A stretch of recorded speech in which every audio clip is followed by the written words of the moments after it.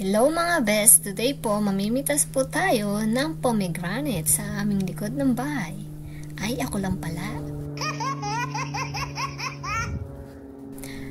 At bago ko po umpisahan ang pamimitas, binabati ko po nga pala si Chef Paulo Quezon. Nagpapa-shoutout po siya, kaya hi Chef Paulo! Sana mapanood mo ang video kong ito and I hope we can get together and collaborate one of these days. Ingat lagi and may God bless you always. Napansin niyo po ba ang pomegranate na pinipitas ko? Medyo matigas ang kanyang ulo. Ayaw niya magpapitas. Makisama ka naman please. Mga best, nanguha na nga po pala ako ng gunting nang hindi ako mahirapan sa pagpitas. Pasensya na po kayo at first time kong mamitas ng pomegranate.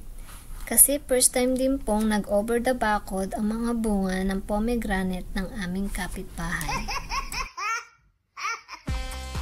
Opo mga best, tama ang inyong narinig.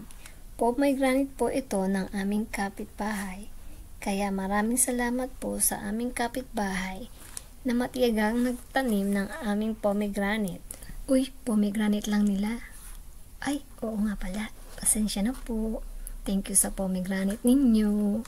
Pati ang mga ibon ay nakikinabang din. Kaya maraming salamat po.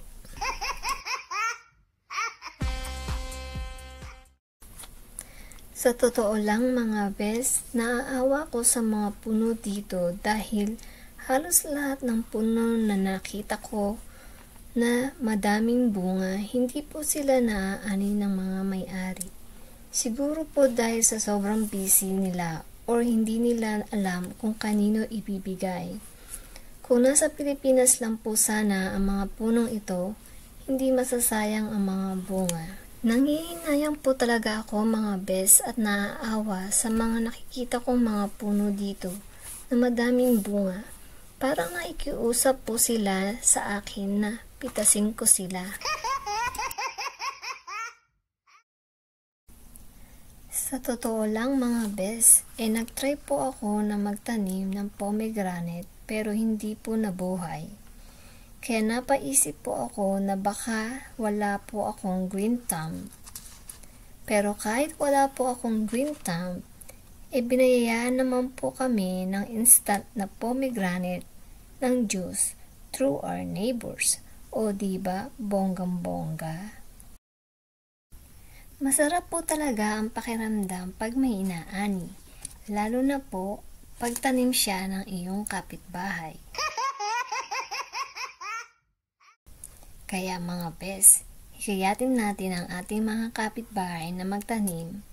Malay nyo, kayo naman ang susunod na may aanihin. Mga best, napansin niyo po ba ang mga pomegranate?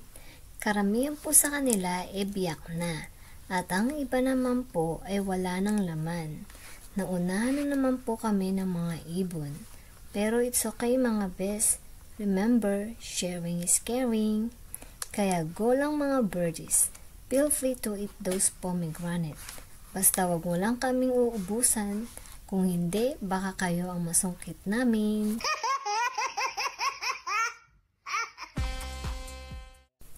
Mga best, nagpatulong na rin po ako sa kapatid ko na sungkitin ang mga bunga na nasa mataas. Hindi po kasi kinaya ng aking pagkamatangkad na abutin ang mga bunga. Masyado po kasing maliit ang panungkit. Aba, sinisip pa talaga ang panungkit.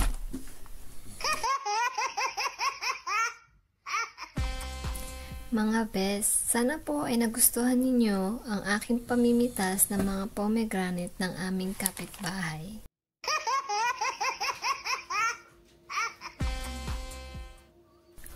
Thank you guys for watching.